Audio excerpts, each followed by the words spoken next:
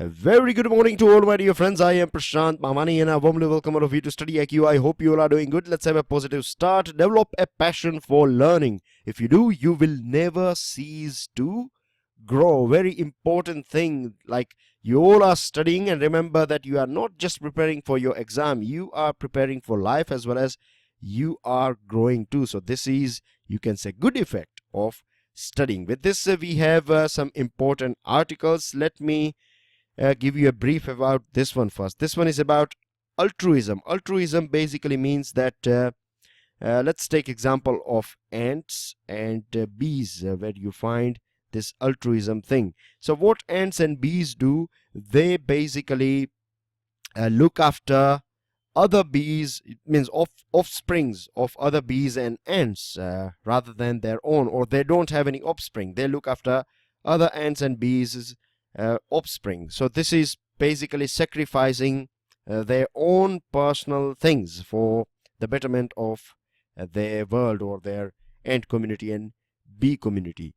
Same thing was done by human beings as well, that when we used to hunt down this sloth bear. So there were a few people in this team. They used to risk their life. They used to drag attention of this bear, and then from behind there used to be other team members who used to hunt down this bear. So this article is talking about this altruism. This one is basically the lady that you can see on your screen. She is Foreign Minister of Australia, and she is talking about Malabar exercise. As you can see here, the main statement here is that we are very interested in joining Malabar exercise. Now, I'm sure you would be aware about this thing, that in Malabar exercise you have three countries. You have India, then you have Japan and USA. These three countries together, they conduct Malabar exercise, and Australia wants to join in. Now, recently we have talked many a times about this thing called Quad. Remember, Quad is a group of 4 countries. Again, you have North America. Beg your pardon, when I say North America, I'm talking about USA.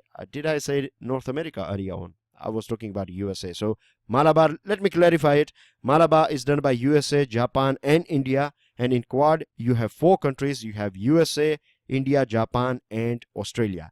Main reason why these 4 countries have decided to form this Quad is, of course, to tackle this growing, you can say, menace, or you can say this, heavy lifter. You can say this China flexing its muscles and China getting stronger and stronger. So they want to ensure that, see, I have said this thing many times, and regular students, you know this portion. This is South China Sea, Indo-Pacific region. If you want to connect these 2 oceans, and it's not just about ocean, it is about all these countries that are bordering Indian Ocean. As you can see here, Australia's western part is sharing its border with Indian Ocean, and eastern part is sharing its border with Pacific Ocean. So if you want to connect to these 2 oceans here, then you need to have this open and free to navigate South China Sea. But China has claimed that this area belongs to it. It has provided its 9-line theory and things like that. So here, basically, this article she is talking about the interest of Australia in joining this Malabar exercise, and she is talking about Quad and other things. It's going to be easy for you guys if you have this background understanding and background knowledge about this whole geopolitics going on in this part of the world. Recently, we have talked about Japan and China's relationship. You can take that into consideration as well. USA and China, they are in a tariff war with each other, but that does not mean that they will go for a war, right? Negotiations will be there. You won't find that warmth between USA and China or Japan and China, but still they have invested huge amount of money in each other's country. So it's going to be a bit difficult, you know what I mean. Now, coming on to this page here, we have this editorial on NEPA. This one is about Venezuela, political situation in Venezuela and other things. We'll go through it.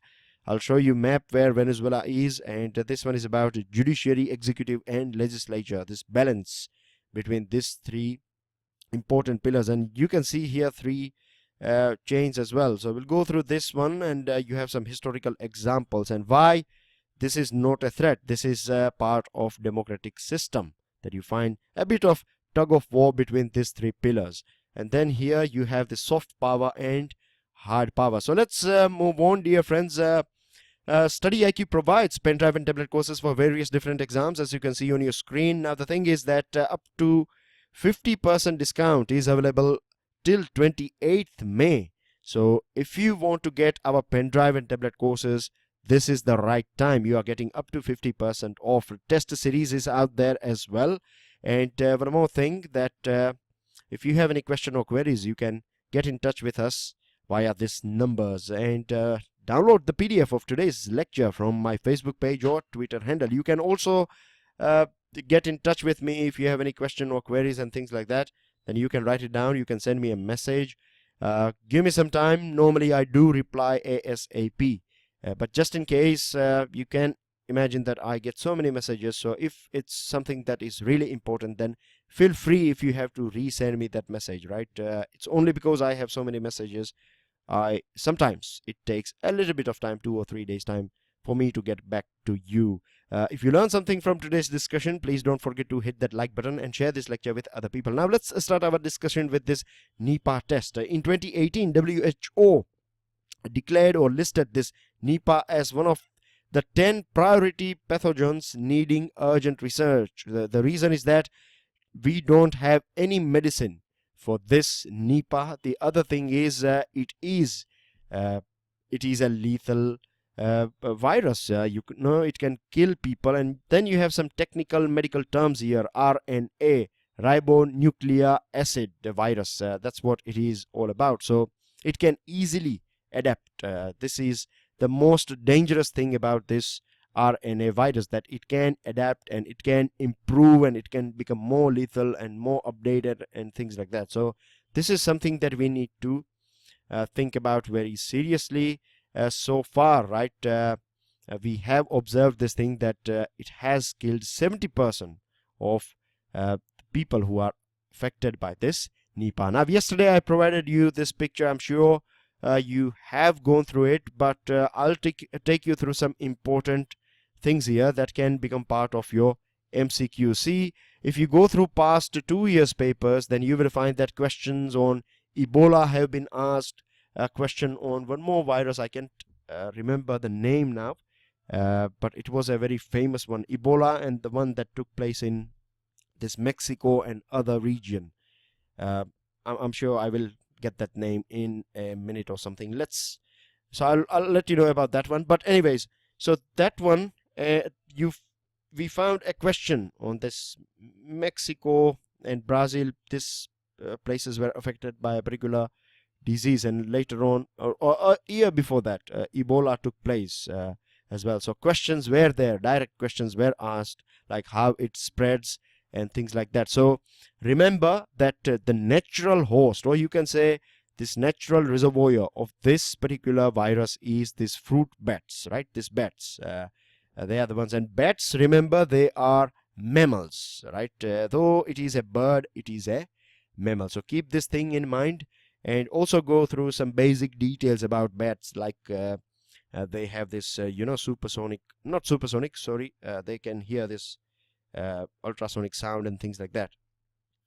So this is how it works with the bat world. And it was back in 1998, it was in Malaysia, and later on we saw this thing in Bangladesh as well, particularly in eastern part of our country. Now you have some symptoms here, so go through this picture, right? If you have to go through it twice or thrice, just go through it. I have pointed out one of the most important thing that I believe is important. And one more thing here is that it can spread from animal to human and from human to human as well, right? So keep these 2 points, I believe, are most important. Now the thing is, the good thing that we find with this virus, good thing is only one thing, that this transmission has been stuttering. Stuttering basically means that it is going up and down, right? It's not a sort of continuous growing up. There are some breaks as well in between. So this is, we are lucky, we can say, that as far as South Asia is concerned, we have seen this this stuttering chain of transmission. The sad thing is that we find nurses and medical staff, they are getting affected by it, and we have seen this thing that a nurse has passed away because of this thing. She got it from a patient, and the sicker the patient gets, the more virus he or she will secrete. So this is again a dangerous thing. One more thing that I would like to add here is that as I told you, that bats are the main thing. Now today you will find one more article in today's Hindu, and the thing is, article, it's a news item, and it says that loss of habitat is it could be one of the reason why this bats droppings and bat affecting these fruits, and then people eating those fruits. And so this could be one of the reason behind this this inception and spreading of this virus. And death of nurse and medical staff also indicates that this precautions that they have to take, like wash their hands and make sure they are wearing this safety gears and other things, are followed strictly, or else it can spread out, or it can spread around. So this is something that we don't want to see. So let's wait and watch if we can get some breakthrough in this one. This one is about keeping each other on edge. As I told you, this article is about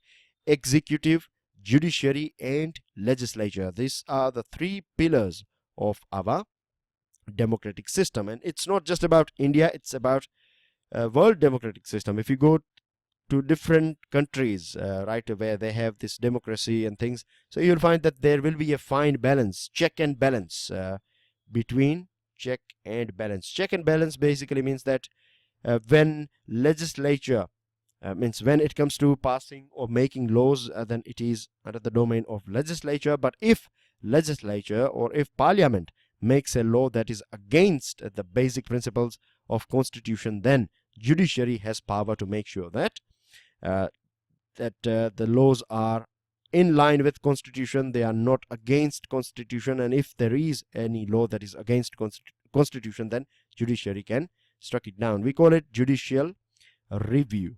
The other thing is, as far as appointment and other things are concerned, then we know that president is the main person that will this swearing in ceremony or this oath taking ceremony of Supreme Court judges will take place, will be conducted by president. And we have talked about this thing earlier on as well, that when it comes to appointment, collegium has to send name to government will give a green signal. So everyone is dependent on each other.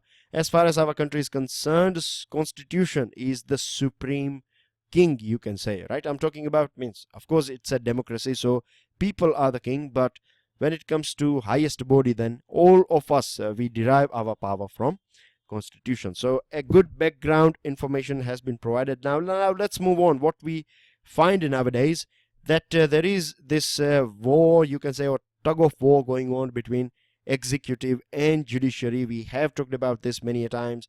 It may be related to this appointment and other things, infrastructure demand, and there are other things as well. Many times you find this thing that judiciary is crossing its limits and stepping into the domain of legislature. So we have both sides, right? We cannot say judiciary is always has always behaved nicely. Without being rude, I am saying this thing, of course. And we cannot say that executive are not stepping in the domain of. So both of these institutions, or all three of them, right, they have been engaged in this tug of war. But is this thing only limited in our country? Not at all. Every developed constitutional democracy in the world has had its share of such showdowns. We find this thing in every different good democratic country.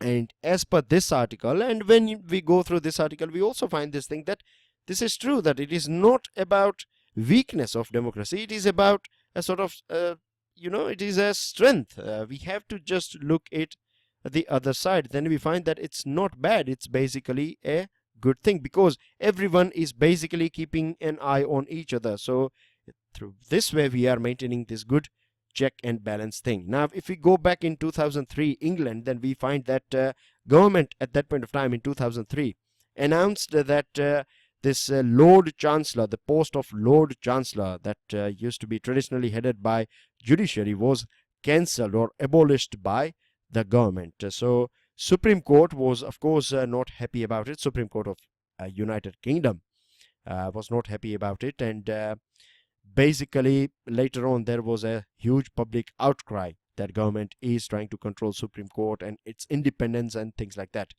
So what they did back in England in 2003, this Chief Justice Lord Wolfe and Lord Falconer, they started a series of discussion with the government, and they kept this principle of independence of judiciary and power of executives and legislature, and all these things were discussed, and finally in 2004 they arrived to a consensus. Everyone was happy about it, and constitutional reform was done in 2005. Now remember, we are talking about UK, and we know it very well that UK is it's a developed country. They have a very refined system and things like that. So we find this thing in country like UK as well. So definitely we are going to find it in a country like India, because we are in this transition period, right? It's not that we are inferior to UK or UK is superior to us. The main point that we have to keep in mind is that we are still in this transition period. They have reached a certain point, and we are still our journey is still going on. Of course, when you reach to a certain point, your journey does not stop. Then you try to make it a bit more perfect. So they are doing that thing as well, but we have not reached a point of development yet. We are still a developing country. So we find this sort of things in our country. It's quite natural. Never mind. So Lord Wolfe said that these three organs of the state are like three chains that hold the structure of the state together. Very important observation, right? That these three pillars are like three chains that hold this whole system together. And when you find these chains, right, they will put some stress on each other. One will try to stretch other two. So this will go on, and this is not a weakness. This is in fact a strength. Of course, it is about check and balance, and this is not just the case of UK. If we go back in the history of our country, then we find that in 1829, of course this thing took place during this British Raj thing, but it is associated with our country. Supreme Court of Bombay at that point of time, we used to have this Chief Justice John Peter Grant. Now a case was going on regarding guardianship of a child. The name and things are given there, but the main thing here for us to focus is that this guardianship case was going on. Supreme Court of Bombay issued an order to this governor of Bombay at that point of time, John Malcolm, and John Malcolm basically denied or refused to obey this order of Supreme Court of Bombay. So what Supreme Court did at that point of time, basically they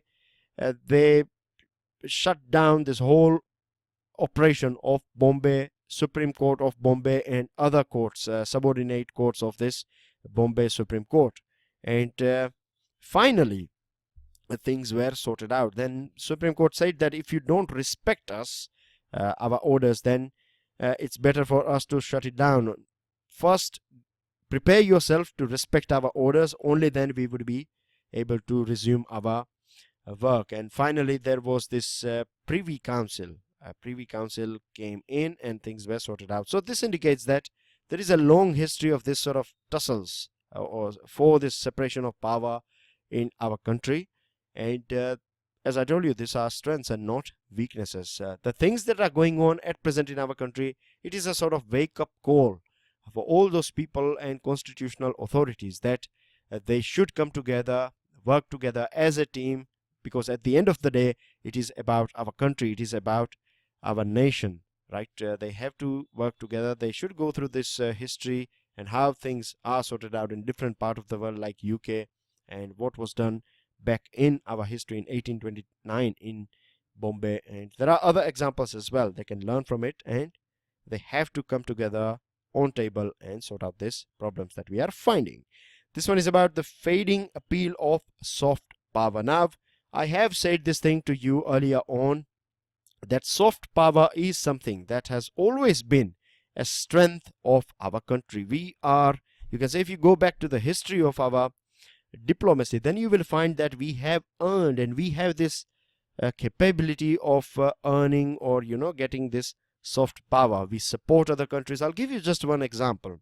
When it comes to China, for example, China gives loan and financial assistance to different countries of Africa, say for example.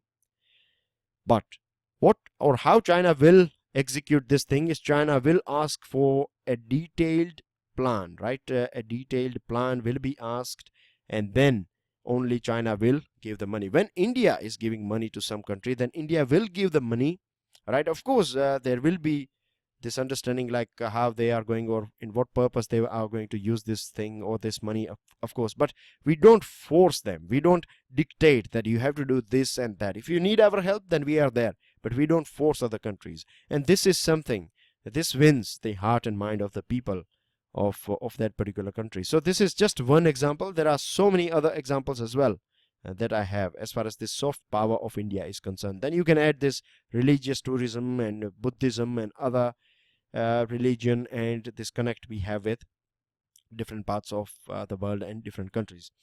Now, when it comes to when we look at recent past, then what we find is that central government said this thing in Supreme Court that we don't want India to become a refugee capital. At the same time, when it comes to this, Rohingya community, the way things are going on or the way we have handled this situation is not in line with how we used to handle this thing. You know that we have given refuge to, like I'll give you example of Parsi community, right? They arrived in Gujarat, and I'm talking about history. At that point of time, there was no this idea of India. But then as well, this is something that has been part of our history. So when I say we, of course, Parsi community is part of our country now, but I'm talking about a historical incident or this thing that took place. So when they arrived here, they were in stress and they were accepted in Gujarat at that point of time. And today we know that Parsi community is a very, you can say, contributing community. And this is how it works. Dalai Lama is there. Then there are other examples as well. Now, the thing is, the way we have handled this whole case is not up to the mark. Now, this is Rakhine State here. I'm just giving you a small overview of this area. You never know, you may find a question based on geography or geopolitics on this topic. So you have this Rakhine State of Burma, Myanmar, and then you have this river called Naf. Remember, this river is right on the border between Bangladesh and Myanmar, and it was in news back in 2017 because many people died whilst trying to cross this river. So keep this thing in mind. Now, coming to this issue of Rohingyas, what we find at present is that this Myanmar that was considering India as a big brother, or there was a sort of, you can say, a tilt towards India, has been shifted towards Beijing, because imagine now Beijing is being a middleman between this Myanmar and Bangladesh, and it is trying to sort out this case of Rakhine State or Rohingya. And one more reason could be that Beijing has invested heavily in this area for a deep sea port as well. Kyakyupyu or something. That's what the name is. Again, I can't recollect that name. Latest citizen bill is not that secular, except Muslims. Other minority communities will be welcomed. So this is again a negative sign, and this is because of this sort of decisions we are losing this soft power thing. The other thing is, when it comes to Tel Aviv, we have decided to go ahead, and at present the relationship between these two countries are at its peak, no doubt, but we have blatantly refused this or we have not paid any heed to this United Nations resolutions, because many a times UN resolutions have blamed Tel Aviv or Israel for human rights violations. NAM, non-aligned movement, when it started, it was about decolonization, disarmament, correcting the inherent ill of global economic order and other things. Now, of course, today we don't have this decolonization problems and other things, but disarmament and other things are still there. But we are not giving that much importance to NAM as well. Remember, we are founding member of this non-aligned movement. Now we are tilted towards USA. We are their major defense partner. We have signed this Limao as well. Now Limao, there is a big question whether it is going to help us or is it going to help USA more. Of course it is going to help USA more than us. That's what it looks if we see it from today's perspective. Russia, which was an old friend of ours, now it is dealing with, or their relationship with Pakistan has improved. Recently, Prime Minister Modi had an informal meeting with Mr. Putin, but still, you can say that that tilt, Russia is knowing this thing that our biggest defense partner at present is USA and not Russia. SARC and NAM.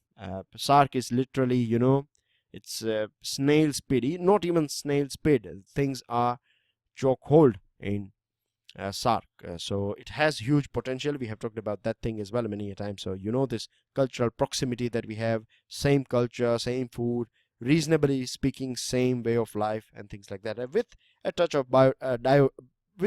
of diversity, of course. But there are many things that we can share with each other. But because of this Pakistan and Indian issue, SARC is dead. So what we can say here is that too much of hard power, the way things are going on, we have decided to go ahead with hard power, acquiring more, you can say, weapons and becoming more strong in this area is not going to be that helpful. The relationship that we are developing at present with these countries like USA and other countries, right? Will they survive tough times? This is a big question, and only future can tell this thing, whether these decisions of going with hard power and going with this developing this extraordinary relationship with Israel, USA and other countries, whether it is going to be beneficial in long run or not. But one thing that we have to keep in our mind is that we need a good balance. Hard power is good, soft power is good, but just one is not going to help. We need a good balance of hard power and soft power. This is about Venezuela. Nicolas Maduro has won again, and at present this economic and humanitarian situation in Venezuela, a country of South America, you can see here it is just above this equator. This is Venezuela here, and this is a zoomed map of Venezuela. Caracas is its capital. You can see this Caribbean Sea here. It is sharing its border with many other countries. So just go through this map here. This country is having, you can say, huge amount of world's largest proven oil reserve. It used to be one of the wealthiest country of South America, but at present it is not. It's going through many problems. Inflation is 13,000% more than it used to be. Things are really bad in Venezuela. People are not getting basic medical facility, and since this presidentship of Maduro, this democratic system has also been crushed. European Union may join USA. USA has further extended its sanctions. More sanctions are applied on this Venezuela. So things are very bad in this country. Then we have news items. Police firing in Tamil Nadu has claimed 10 lives. Nipah so far has killed 11. This cancellation, if you cancel it within 24 hours, then you will not lose your money. Dineshwar Sharma is going to visit J&K. Ceasefire will work, has been said by a political figure from Jammu and Kashmir, that it will help only, or it will work when Pakistan will join in. Discrimination on basis of religion is not there at all, has been said by Rajnath Singh, Home Minister. Two news from USA or related with USA. USA is going to sell armed UAVs to India. So this is something that we were talking about, and summit with Kim may be delayed. It was going to take place on 12th of June in Singapore, but now we have to wait and watch. This is a water taxi of France, Paris. Very interesting thing. And then you have this reptile called Toke geckos, right, that you find in Bengal. They are under this Schedule 3 of Indian Wildlife Protection Act. Regarding answers, these are your answers. I have gone through answer of Ashok. You have talked about NEC committee. You have shared your experience about NEC committee. Incognito has covered history of this nuclear, you can say nuclear history of our country, and good points coming from Vinod as well. You have talked about responsibility, that India is a responsible player, has been said by Incognito as well. Sushmita, you were concerned about creativity. Yesterday that article was talking about, now that particular thing was the viewpoint of that person, this co-founder of Apple. It was not my viewpoint. I don't say that Indians are not creative. No, I'm not saying that thing. I'm not promoting that idea. Yesterday's main discussion was about education, right? And this thing is true, that if we don't sort out our education system, then it is going to severely hamper our creativity. So that's what we were talking about yesterday. And Vinod has also talked about, you have talked about side effects of this nuclear test. Suman has argued, or her points are based or starting from that India is a populated country. We are having a sort of reasonable amount of share of population, so we need to protect our country as well. Now let me add a couple of points for you guys here. See, we cannot rely on someone, and international regimes have been partial.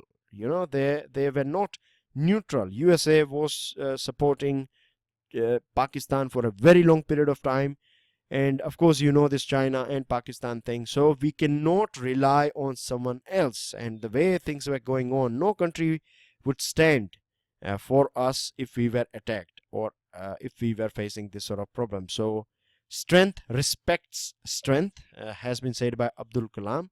So if we have nuclear power, we are not trying to threaten some other country. This has, you can argue this thing, if we go back in our history, then we find that India has never conquered anyone else's land. So here we are not for it, we are just for our protection. So this is one more point that you can add here. And today I have 2 questions for you, one descriptive and one MCQ. That's everything in today's discussion. Thank you very much. Do share this lecture, and don't forget to check out StudyIQ.com for this pen time and tablet courses discount that is available. Hit the like button if you have learned something. Enjoy your day. Lord bless you all. Jai Hind.